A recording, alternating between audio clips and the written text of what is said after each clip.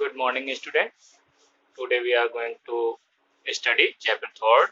Topic is the Himalayan rivers. जैसा कि Himalayan reverse से हम देखें तो हमने पिछले टॉपिक पे भी आपसे डिस्कस किया था कि दो टाइप के अपन आपके भारत में दो टाइप के जो है रिवर पाए जाते हैं या दो कैटेगरी बनाई गई है, एक हिमालयन रिवर और दूसरा आपका पेनिनसुलर रिवर। इसमें हम बात करें हिमालयन रिवर्स की तो हिमालयन रिवर्स ज्यादातर रिवर आपके जो है वो पेरेनियल ही मिलते हैं, जैसे गंगा हुआ, ब्रह्मपुत्र हुआ, इंडस हुआ। ये सभी रिवर आपके पेरेनियल हैं क्योंकि इनका राइजन पॉइंट कहीं ना कहीं आपको देखने के लिए मिलेगा कि ग्लेशियर से होकर के है। तो जो राइजन पॉइंट आपका ग्लेशियर है तो वो ग्लेशियर आपका पूरे ईयर मेल्ट होता रहता है और मेल्ट होने के साथ साथ आपके लिए जो है वो आपको वाटर जो है जनरेट करता रहता है। इसलिए यह पेरिनियल है कि पूरे ईयर इसका फ्लो बना रहता है, कभी भी इसका फ्लो जो है समाप्त नहीं होता है। ये चीज आपको देखने वाली बात है इसमें। अब बात करते हैं कि इसी आपके हिमालयन रिवर में हम बात कर लेते हैं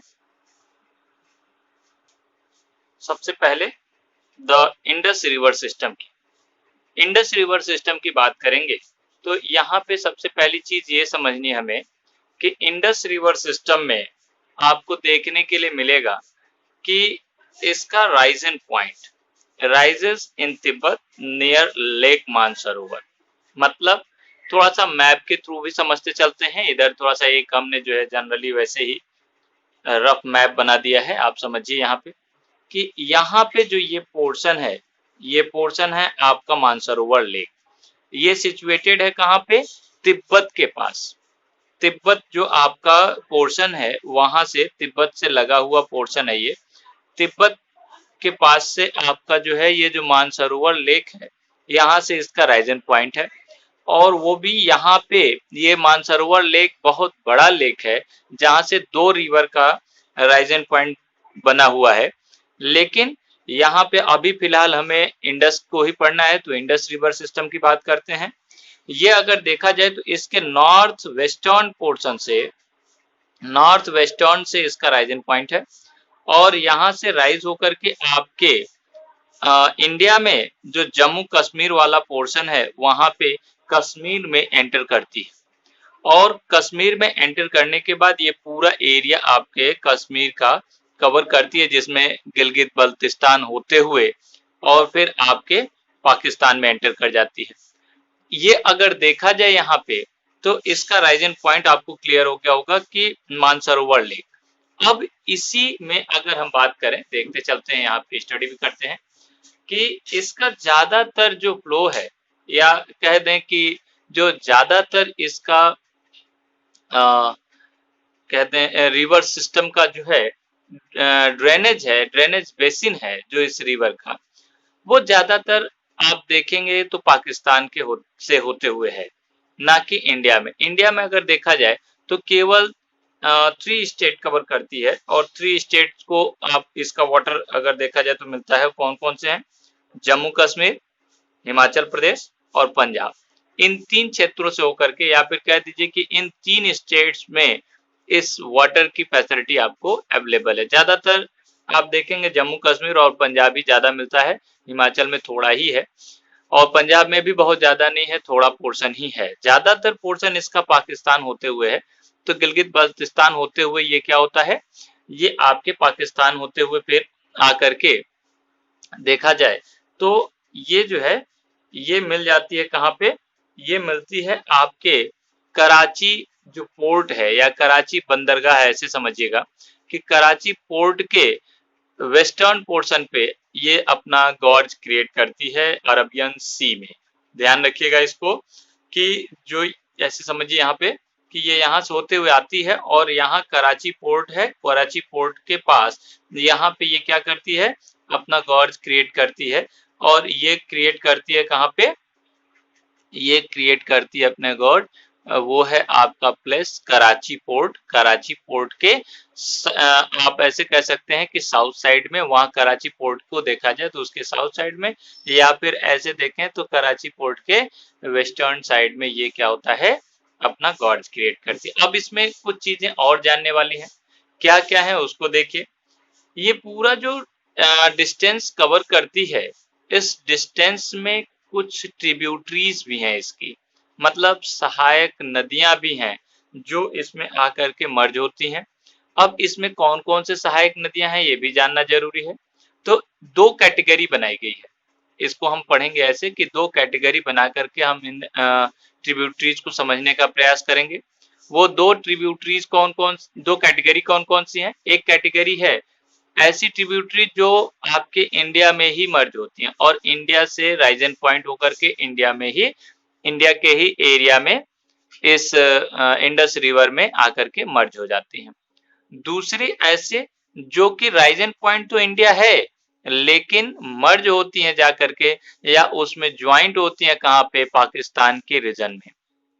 उन रिवर्स का भी राइजन पॉइंट इंडिया ही है जो इसकी ट्रिब्यूटरीज हैं, लेकिन जाकर के मर्ज होती हैं पाकिस्तान के रीजन में। तो यहाँ पे बात करते हैं सबसे पहले इंडियन ट्रिब्यूटरीज की, कि इंडिया में ही राइजन पॉइंट भी है और इंडिया में ही जाकर के वो मर्ज भी होती हैं। वो है जैसे जास्कर, नुब्रा, श्योक और हुंजा। ये आपके 4 रिवर्स हैं, या कह दीजिए ये इंडस की 4 ट्रिब्यूटरीज हैं, जास्कर, नुब्रा, श्योक और हुंजा। ये चारों के चारों जो हैं, हम देखें कि राइजन पॉइंट आपके जो है इंडिया के ही, इंडिया में ही है, और ये मर्ज भी होती हैं, या फिर कह लीजिए ये उसमें जा करके ज्वाइंट भी होती हैं कहाँ पे, इसी इंडियन एरिया में ही, यानी कश्मीर वाले रीजन में, हिमाचल से लेके कश्मीर के बीच में ही ये जा करके उसमें मर्ज होती हैं या ज्वाइंट होती हैं। ये आपके इंडियन ट्रिब्यूटरीज के नेम से भी जानी जाती हैं, या फिर कह सकते हैं कि ये इंडियन ट्रिब्यूटरीज भी हैं, जास्कर, नुब्रा, श्योक और हुंजा। ये ध्यान में रखिएगा। आगे चलते हैं, इसकी कुछ और ट्रिब्यूटरीज हैं और वो हैं, आप देखेंगे, सतलज, ब्यास, रावी, चेनाब, झेलम। इनका भी राइजन पॉइंट कहाँ है, राइजन पॉइंट तो इंडिया ही है, जम्मू कश्मीर का ही रीजन है जहां से इनका भी क्या होता है, राइजन पॉइंट है। यहीं के ग्लेशियर से ये भी जुड़े हुए हैं, चाहे वो ब्यास हो, चाहे चेनाब हो, झेलम हो, रावी हो, सतलज हो, ये सभी आपके जो है इंडिया से ही राइजन पॉइंट है इनका। लेकिन इनका जो ड्रेनेज सिस्टम है, या फिर कह लीजिए कि ड्रेनेज बेसिन है, वो जा करके कहाँ पे, ये जा करके जो अटैच्ड होती हैं या ज्वाइंट होती हैं इस मेन रिवर से, इंडस से, वो कहाँ पे, वो होती हैं पाकिस्तान के मिठान कोट में। ध्यान दीजिएगा, इसीलिए इसको कैटेगरी बनाए पाकिस्तान का मिठान कोट। मिठान कोट में जो है ये जा करके मर्ज हो जाती हैं। ये आपको ध्यान में रखना है कि मिठान कोट जो है वो सिचुएटेड है पाकिस्तान में, और ये वहीं पे जाके, इसीलिए दो कैटेगरी हमने बना दी अपनी तरफ से, कि एक इंडियन ट्रिब्यूटरीज है जिसका राइजन पॉइंट इंडिया है और मर्ज भी होती हैं या फिर अटैच्ड भी होती हैं इसी इंडिया वाले क्षेत्र में ही, इंडस में। और दूसरा है राइजन पॉइंट आपके इंडिया से ही है, लेकिन मर्ज कहाँ होती हैं या फिर ज्वाइंट कहाँ होती हैं, वो होती हैं आपके मिठान कोट पाकिस्तान में। ये ध्यान रखना है। तो ये पूरा का पूरा आपको स्ट्रक्चर समझना है कि जो आपका Indus river, Himalayan river system का पहला रिवर सिस्टम हमने जो डिस्कस किया, इसकी जो ट्रिब्यूटरीज हैं उसमें दो कैटेगरी बना करके हमने समझा है। एक बनाया है हमने जास्कर, नुब्रा, हुंजा, श्योक, जो कि आपके इंडियन ट्रिब्यूटरीज हैं, इंडिया से राइजन पॉइंट भी है और इंडिया में ही मर्ज भी हो जाती हैं, इंडियन एरिया में ही ये क्या होती हैं, इंडस में जाकर के मिलती हैं। दूसरा है झेलम, चेनाब, रावी, सतलज, ब्यास। ये जो आपके हैं, ये आपके राइजन पॉइंट आपकी कहाँ है, ये इंडिया से ही हैं, लेकिन ये मर्ज होती हैं इस जाकर के पाकिस्तान के क्षेत्र में, जो नेम है आपका मिठान पोर्ट। अब आते हैं टोटल लेंथ देख लेते हैं। आप ये मान सकते हैं कि वर्ल्ड की लार्जेस्ट रिवर में या लॉन्गेस्ट रिवर में, ऐसे समझिएगा, लॉन्गेस्ट रिवर में इसको भी रखा जाता है, क्योंकि सबसे ज्यादा लेंथ पूरे वर्ल्ड में नील रिवर की है, जो कि इजिप्ट में इस समय सिचुएटेड है। और उसकी जो लेंथ है वो है 3100 किलोमीटर। तो आप समझ सकते हो उससे केवल 200 किलोमीटर कम है इसकी लेंथ, वो है 2900 किलोमीटर। तो ये क्या है, ये भी आपके वर्ल्ड के लॉन्गेस्ट रिवर में इसको भी सम्मिलित किया जाता है। लेकिन यहाँ फिलहाल आगे हम डिस्कस करते, टोटल लेंथ आपकी 2900 किलोमीटर है। अगला हम देखें कि जो यहाँ पे ये रिवर सिस्टम है या फिर जो ये रिवर का फ्लो है, वो अगर देखा जाए तो दो देशों के बीच बटा हुआ है, जिसमें इंडिया और पाकिस्तान, इन दोनों में इसका ड्रेनेज सिस्टम वर्क करता है। या फिर कह दीजिए कि ये रिवर जो है इन दोनों क्षेत्रों से होकर के अपना जो है फ्लोइंग एरिया इसका बना हुआ है। अब इसमें बात आती है कि जब दो देशों से या दो कंट्रीज के बीच अगर इसका कहीं न कहीं इसका ड्रेनेज सिस्टम है, तो ये कंफर्म है कि दोनों के बीच कहीं न कहीं कुछ प्रॉब्लम भी हुए होंगे। जैसा कि 1960, इसीलिए आपको मैं बता रहा हूँ कि Indus water treaty 1960। Indus water treaty 1960 क्यों वर्ड आया? क्योंकि इसके पीछे कहीं न कहीं कुछ प्रॉब्लम हुई है, और क्या प्रॉब्लम हुई है उसे समझना है। 1960 में इंडिया जो है कुछ डैम वगैरह बनाना चाहता था इस एरिया में, जो आपका इंडस का जो कश्मीर के क्षेत्र में इसका जो फ्लोइंग एरिया है, उस पे हम ये चाहते थे कि इस पे डैम बना करके हम इलेक्ट्रिसिटी जनरेट करें। जब हमने डैम बनाने का प्रयास किया तो इसको लेकर के, इस मैटर को लेकर के ये जो है यूएनओ में चला गया, पाकिस्तान। पाकिस्तान जब इसको यूएनओ में इस मैटर को रखा कि जो है ये डैम बना रहे हैं और ये हमारे वहाँ फ्लो कम हो जाएगा, इस रिवर का वाटर जो है वो कम अवेलेबल होगा, या फ्लो कह लीजिए कि उसका जो स्पीड है या वाटर करेंट है वो कम हो जाएगी। तो उसके लिए ये लेकर के इसको जो है यूएनओ गया, तो वहाँ पे एक ट्रीटी हुई, और उस ट्रीटी को हमने नेम दिया है या वहाँ पे जो जिस नेम से ये ट्रीटी हुई, इंडस वाटर ट्रीटी 1960। इस इंडस वाटर ट्रीटी के अकॉर्डिंग यूएनओ की जो न्यायालय है या फिर कह लीजिए जुडिशरी सिस्टम है, उसने ये दिया, उस पे फैसला ये दिया कि हमारे इंडिया से इसका फ्लोइंग बहुत कम है, फ्लोइंग एरिया इसका कम है, जिसके लिए इंडिया को कहा गया कि आप केवल और केवल इस रिवर के टोटल वाटर का 20%, टोटल वाटर के 20% को ही आप अपने यूज में ला सकते हैं, और वो भी प्रतिबंध लगा दिया गया कि only for irrigation, only for irrigation, यानी केवल सिंचाई के लिए ही आप क्या कर सकते हैं, इसका यूज कर सकते हैं, और वो भी केवल 20% वाटर ही आप इसका यूज करेंगे, उससे ज्यादा आप वाटर यूज नहीं करेंगे। ये इंडस वाटर ट्रीटी 1960 में किया गया था, इसीलिए इसका नाम भी रखा गया कि इंडस वाटर ट्रीटी 1960, और जिसके फलस्वरूप आपको ये परिणाम देखने के लिए मिलता है कि इस पूरे वाटर का जितना भी इंडस रिवर में जो भी वाटर फ्लो होता है उसका 20% इंडिया यूज कर सकता है, और वो भी केवल इरिगेशन में, और किसी चीज में नहीं, डैम नहीं बना सकते इस ट्रीटी के अकॉर्डिंग। अब आते हैं नेक्स्ट टॉपिक पे, और नेक्स्ट टॉपिक पे डिस्कस करते हैं, सेकेंड रिवर सिस्टम की बात करते हैं, और वो है the Ganga river system. Ganga river system क्या है? हम जानते हैं कि इंडिया की लॉन्गेस्ट रिवर है ये। केवल इंडिया की बात करें कि इंडिया में सबसे बड़ी जो रिवर है, या जो जिस रिवर का ड्रेनेज सिस्टम सबसे लंबा है, वो है आपकी गंगा का, केवल इंडिया के लिए अगर पूछा जाए तो। तो अगर देखा जाए तो जो गंगा रिवर सिस्टम है, इसका राइजन पॉइंट, सबसे पहली बात आती है कि इसका राइजन पॉइंट कहाँ है। तो एक चीज जानिए कि इसके 2 हेड स्ट्रीम्स हैं, यानी इसका जो राइजन पॉइंट है वो 2 जगह से होकर के 2 हेड स्ट्रीम बनाता है ये, और ये सिचुएटेड है, दोनों हेड स्ट्रीम जो है वो कहीं ना कहीं आपके जो है उत्तराखंड में सिचुएटेड है। इसको हम बात करते हैं कहाँ पे, ये है भागीरथी, पहले का नाम है, पहला हेड स्ट्रीम जो राइजन पॉइंट है, वो 2 जगह से राइजन पॉइंट है। पहला राइजन पॉइंट है जिसका नेम दिया गया है भागीरथी, और भागीरथी कहाँ से फैड होती है, वो होती है गंगोत्री ग्लेशियर से। हम लोग जानते हैं कि ये जितने भी पेरेनियल रिवर हैं, इनका कहीं ना कहीं जुड़ाव जो है वो ग्लेशियर से ही है, इसलिए इसका जो पहला राइजन पॉइंट है या पहला जो स्ट्रीम है वो फर्स्ट स्ट्रीम निकलती है कहाँ से? गंगोत्री ग्लेशियर से। ठीक, दूसरा है अलकनंदा ग्लेशियर से निकलती है, या फिर कह लीजिए अलकनंदा आपकी स्ट्रीम है दूसरी।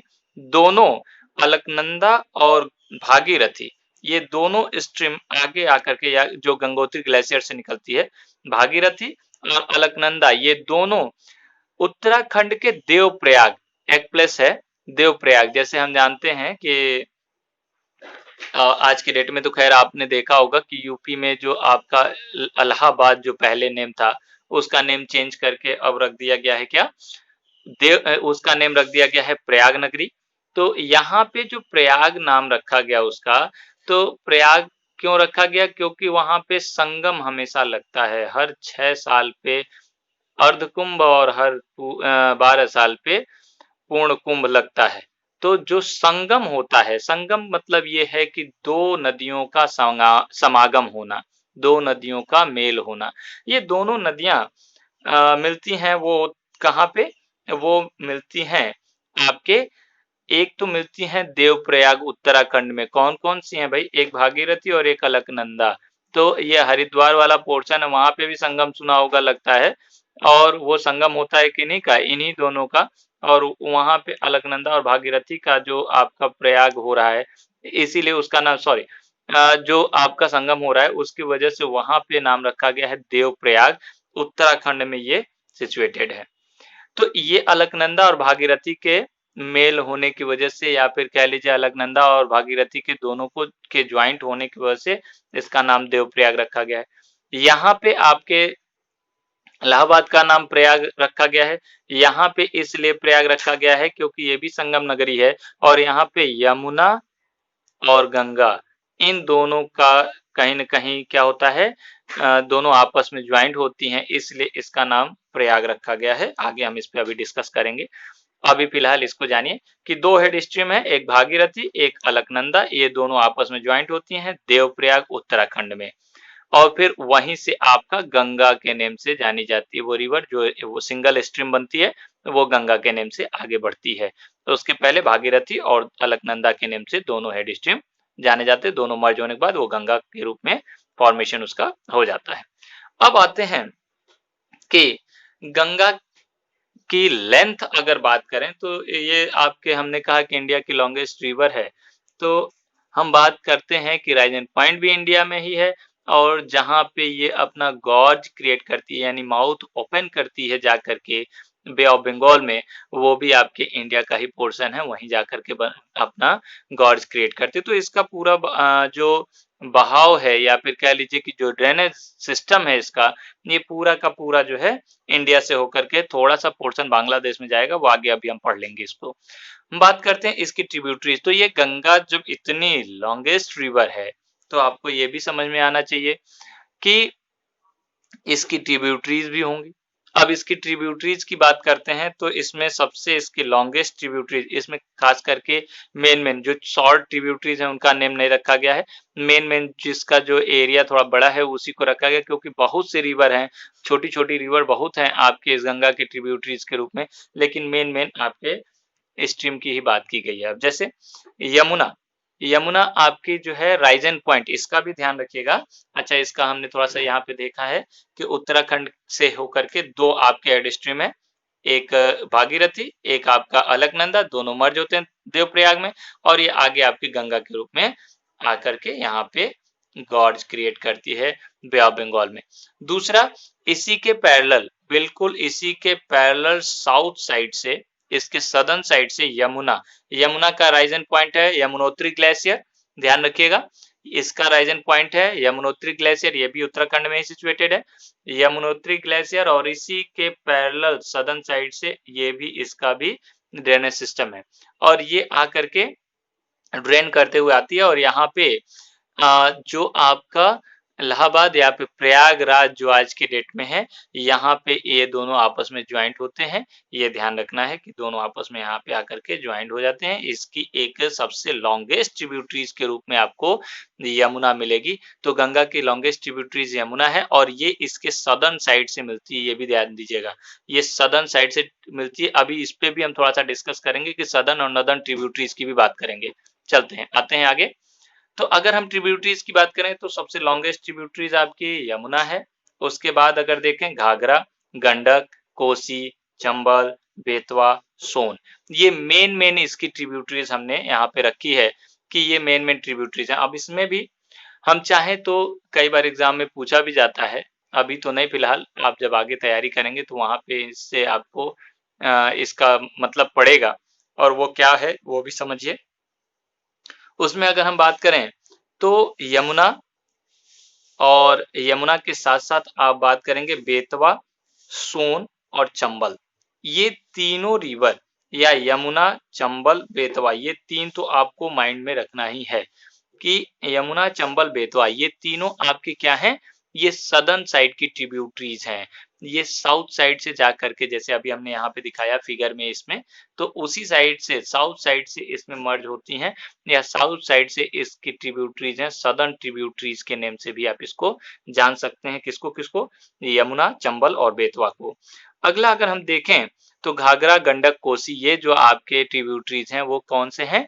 ये आपके नॉर्दर्न ट्रिब्यूटरीज हैं, क्योंकि ये जो ट्रिब्यूटरीज हैं वो नेपाल हिमालय, ऐसे समझिएगा, ऊपर हमारे यहाँ पे नेपाल है, ये नेपाल हिमालय से घाघरा हुआ, गंडक हुआ या कोसी हुआ, ये नेपाल हिमालय से निकल करके और आकर के इसमें गंगा में मर्ज होती हैं। और वो कहाँ से मर्ज हो रही हैं? नदर्न साइड से मर्ज हो रही हैं। ये जो आपकी बेतवा है वो यहाँ से ऐसे होकर के आपकी आती है, यहाँ चंबल, ये जो भी है आपके क्या है, ये आपके सदर्न साइड से होने की वजह से क्या है, ये आपकी सदर्न ट्रिब्यूटरीज, और वो आपकी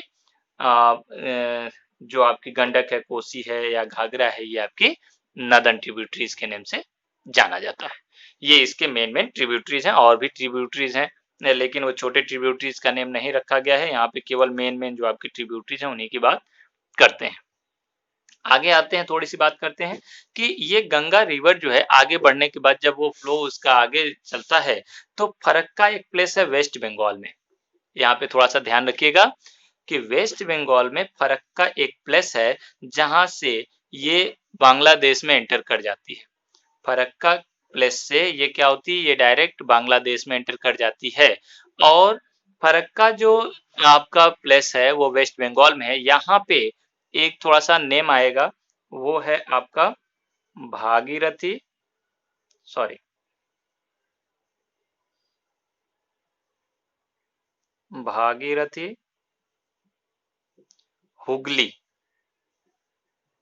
भागीरथी हुगली, ये एक नेम आएगा कि भागीरथी हुगली क्या है भाई, भागीरथी हुगली को एक डिस्ट्रीब्यूटरीज के नेम से भी जाना जाता है, क्योंकि ये भागीरथी हुगली जो है एक जो फरक्का वाला प्लेस है वहां पे इसके द्वारा ला करके एलुवियल इतना ज्यादा डिपॉजिट किया गया है कि एक अपलैंड बन गया है, और वो अपलैंड की वजह से वहां से ये दो स्ट्रीम में डिवाइड हो जाती है। यहाँ ऐसे समझिएगा कि यहाँ आने के बाद मान लीजिए ये वेस्ट बंगाल वाला पोर्शन है, यहीं से दो स्ट्रीम, एक तो आपके बांग्लादेश में चला जाता है और एक आपका स्ट्रीम यहाँ नीचे, एक सिंगल स्ट्रीम ये नीचे आकर के वेस्ट, ये बे ऑफ बंगाल में, जिसपे हुगली पोर्ट भी सिचुएटेड है, ये ध्यान रखिएगा, कोलकाता होते हुए, ये वेस्ट बंगाल से होते हुए ये एक स्ट्रीम इधर और एक मेन स्ट्रीम, ये एक छोटी सी स्ट्रीम है, या फिर कह लीजिए कि जो फरक्का में भागीरथी हुगली डिस्ट्रीब्यूटरीज का काम कर रही है। एक डिस्ट्रीब्यूटरी हमने समझाया था अपलैंड हो जाना, जिससे रिवर टू पार्ट्स में डिवाइड हो जाए, माउथ उसका टू पार्ट्स में डिवाइड, दो स्ट्रीम निकल जाना, वही सेम सिचुएशन है यहाँ पे कि यहाँ से दो स्ट्रीम बन जाते हैं। एक हुगली आपकी जो है हुगली भागीरथी के नाम से यहाँ पे एक स्ट्रीम निकल आती है और एक आपकी मेन स्ट्रीम इसी में आगे चलती चली जाती है, जो कि आगे अभी हम बताएंगे कि इधर से ब्रह्मपुत्र आएगी, सांगपो जिसको कहते हैं, या यहाँ पे अपने वहां ब्रह्मपुत्र, ये आकर के यहाँ पे मर्ज हो जाएगी, दोनों रिवर आपस में मर्ज हो जाएंगे या दोनों ज्वाइंट हो जाएंगे, और फिर वो आपका आगे नाम अभी हम आते हैं उस पर डिस्कस करते हैं। पहले ये समझ लें कि फरक्का जो है आपका प्लेस है जहाँ पे एक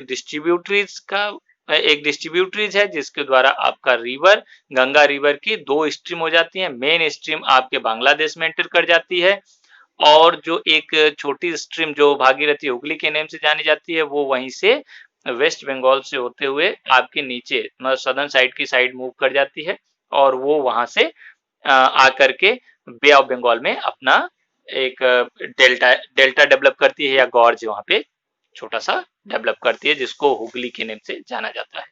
अब आते हैं, थोड़ी सी बात करते हैं कि भागीरथी हुगली आपको समझ में आ गया होगा, और फरक्का वेस्ट बंगाल में समझ में आ गया होगा कि यहीं से ये दो पार्ट में होकर के यहाँ से बांग्लादेश में एंटर करती है। अच्छा, यहाँ पे एक थोड़ा सा और नॉलेज आप ले लीजिए कि बांग्लादेश में जब ये एंटर करती है तो बांग्लादेश में इसका नेम चेंज हो जाता है।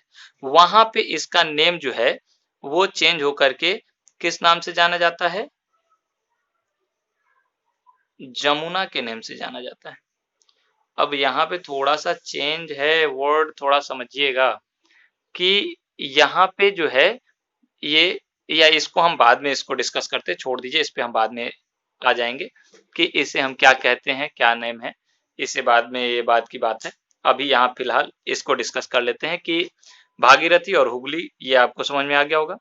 अब थोड़ा सा देखिए यहाँ पे, इन बांग्लादेश ज्वाइंट बाय ब्रह्मपुत्र, अभी मैंने समझाया कि उधर से जो आपका ब्रह्मपुत्र रिवर है वो आकर के इसमें ज्वाइंट हो जाता है, और ज्वाइंट होने के बाद जहां से वो ज्वाइंट होकर के सदर्न साइड की साइड मूव करता है, जैसे यहाँ समझिए थोड़ा सा कि ये देखिए यहाँ पे इधर से ये आकर के इसमें ज्वाइंट हुआ और यहीं से सदर्न साइड की साइड मूव कर गया, सदर्न की साइड मूव कर गया। तो जब सदर्न साइड में मूव करेगा तो इसको हम ज्यों ही ये दोनों आपस में मर्ज होकर के साउथ साइड में मूव करेंगे, तो ये जो साउथ स्ट्रीम बन रही है इसका नेम हम देखते हैं कि पद्मा, ये सॉरी मेघना के नेम से जाना जाता है। यहाँ पे ध्यान दीजिएगा, इसको हम मेघना के नेम से जानते हैं। ये यहाँ पे आपको मिल रहा होगा कि it is known as the मेघना, ठीक है, it is known as the मेघना। जब बांग्लादेश में दोनों ज्वाइंट होते हैं, दोनों स्ट्रीम, तो वो क्या हो जाता है, वो मेघना के नेम से जाना जाएगा। जो साउथ स्ट्रीम की साइड क्या होगा, इसका स्ट्रीम बनेगा, उसी को हम मेघना के नेम से जानते हैं।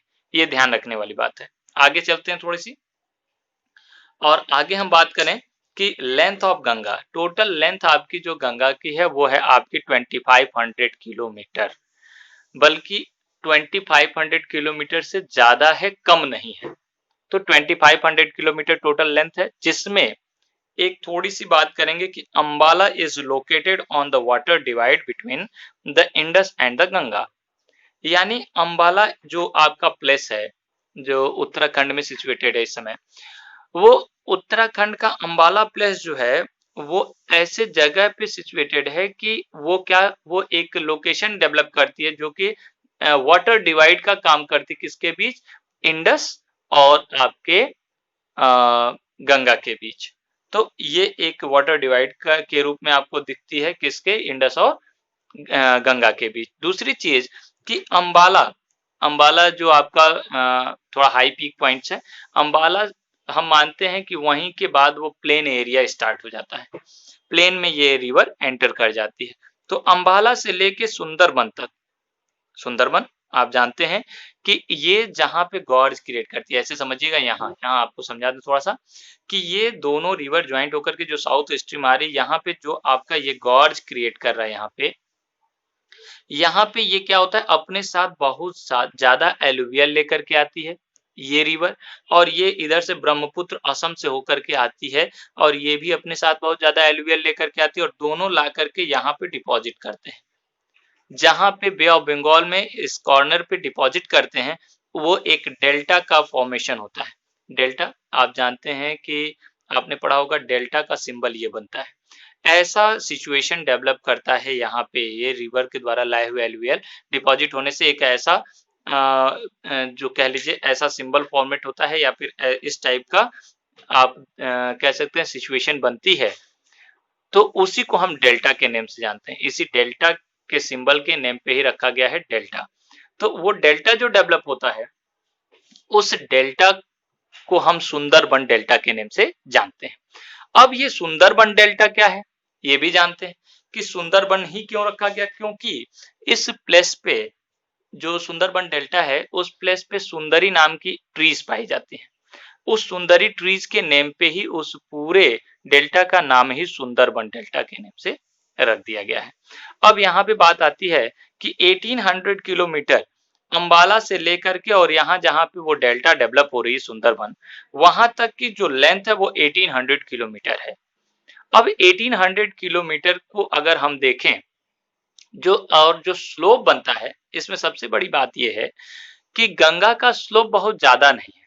अंबाला से लेकर के और यहाँ तक का जो स्लोप बन रहा है वो केवल और केवल कितना, 300 मीटर का जो स्लो। अच्छा एक चीज और, जो आपका 700 किलोमीटर, आप पूछोगे कि अंबाला से नीचे, तो आप तो बता रहे हो कि केवल 1800 किलोमीटर, तो टोटल लेंथ आप 2500 किलोमीटर कैसे दिखाए।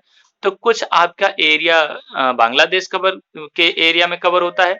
दूसरा अगर देखा जाए तो जो 700 किलोमीटर है वो लगभग आपका कवर होता है कहाँ पे, as a glacier hilly region में। आप देखेंगे कि उत्तराखंड का जो अपर पोर्शन है जहां से इसका राइजिंग पॉइंट है गंगोत्री ग्लेशियर से, वहां से आप कवर कर सकते हैं कि वहां से उसका जो है पूरा जो 700 किलोमीटर का एरिया है वो अंबाला तक कवर करता है। और अंबाला से फिर इधर 1800 किलोमीटर आप यहाँ पे डिस्टेंस देख सकते हैं या इसकी लेंथ देख सकते हैं। तो जो हमारा प्लेन रीजन में जो इसका स्लोप बनता है वो क्या है, वो हार्डली 300 मीटर का है। 1800 किलोमीटर में जो स्लोप है वो केवल 300 मीटर का है। यानी इसका स्लोप बहुत कम होता चला जाता है, जिसकी वजह से आप देखेंगे कि कई जगह पे मिंडर का फॉर्मेशन, मिंडर मतलब मुड़ाव, हर जगह आपको ये रिवर बहुत ज्यादा मुड़ती हुई नजर आएगी, बहुत ज्यादा मुड़ती घूमती नजर आएगी। इसी को मिंडर, ये बहुत ज्यादा मिंडर भी आपकी डेवलप करती है। कुछ जगहों पे इसने ऑक्सबो लेक डेवलप किया। ऑक्सबो लेक क्या है, जैसे मान लीजिए ऐसे मिंडर बना, नेक्स्ट टाइम जब फ्लड आया इसमें या ये रिवर जब फ्लडेड हुई तो उसने क्या किया, ऐसे बना था, अगली बार उसने थोड़ा सा स्ट्रीम चेंज कर दिया, ये यहाँ से ऐसे कर लिया, तो यहाँ पे ये रिवर और ये यहाँ से ये पूरा इसमें वाटर पे यहाँ से कट गया, यहीं से इधर हो गया, यहाँ पे इसने डिपॉजिट कर दिया एलुवियल। तो ये पूरा ऐसे जो छूट गया ये पोर्शन, इसी को हम कहते हैं ऑक्सबो लेक। इस टाइप का ऑक्सबो लेक यहाँ पे इसके द्वारा फॉर्मेशन किया जाता है। और अगर यहाँ पे ज्यादा मुड़ाव हो रहा है, इसको हम क्या कहते हैं, मिंडर के नाम से जानते हैं। अब कहता है कि जो आपका 300 मीटर का जो स्लोप बन रहा है प्लेन रीजन में, वो अगर इसको डिवाइड करें इसमें, तो 300 से 1800 को डिवाइड करेंगे तो 6 किलोमीटर का एरिया आएगा। यानी 1 मीटर का स्लोप आपको मिलता है हर 6 किलोमीटर पे। अगर देखा जाए प्रत्येक 6 किलोमीटर पे आपको 1 मीटर का स्लोप आपको इस टाइप से मिलता है। ये आपका पूरे गंगा रिवर पे हमने ये पूरा डिस्कशन किया है। अब नेक्स्ट टॉपिक आपसे ब्रह्मपुत्र रिवर पे डिस्कस करेंगे नेक्स्ट टॉपिक पे। Thank you.